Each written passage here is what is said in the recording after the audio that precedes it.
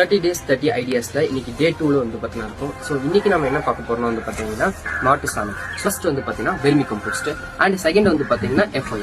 So அதுல first vermi கம்போஸ்ட்னா என்னன்னா வந்து பாத்தீங்கன்னா மண்புழு உரம். இந்த மண்புழு உரத்துல வந்து பாத்தீங்கன்னா நம்ம பண்றது மூலயமா நமக்கு வந்து அதுல ஒரு 3 டைப்ஸ் ஆஃப் பை ப்ராடக்ட்ஸ் வந்து பாத்தீங்கன்னா கிடைக்குது. ஒன்னு வந்து பாத்தீங்கன்னா வெர்மி வாஷ்னு சொல்லுவோம், இன்னொன்னு வந்து பாத்தீங்கன்னா வெர்மி கம்போஸ்ட், லாஸ்டா வந்து பாத்தீங்கன்னா எர்த்வார்ம் பயோமாஸ்னு சொல்லுவோம். ஃபர்ஸ்ட் வெர்மி கம்போஸ்ட்னா வந்து பாத்தீங்கன்னா மண்புழு, செகண்ட் வந்து பாத்தீங்கன்னா வெர்மி வாஷ். வெர்மி வாஷ்னா வந்து பாத்தீங்கன்னா அடியில வந்து பாத்தீங்கன்னா தேங்கி இருக்கக்கூடிய அந்த லிக்விட் தான் வந்து பாத்தீங்கன்னா நம்ம வெர்மி வாஷ்னு சொல்லுவோம், அதையும் நம்ம யூஸ் பண்ணுவோம். லாஸ்டா வந்து பாத்தீங்கன்னா எர்த்வார்ம் பயோமாஸ்னு சொல்லுவோம். எர்த்வார்ம் பயோமாஸ்னா இந்த மண்புழு வந்து பாத்தீங்கன்னா உள்ளே வந்து பாத்தீங்கன்னா நிறைய உற்பத்தி ஆயிருக்கும். அந்த உற்பத்தியான மண்புழு வந்து பாத்தீங்கன்னா நம்ம எடுத்து தனியா கூட சேல்ஸ் பண்ணிக்கலாம். சோ லாஸ்டா வந்து பாத்தீங்கன்னா FOM தொழு உரம்னு சொல்லுவீங்க.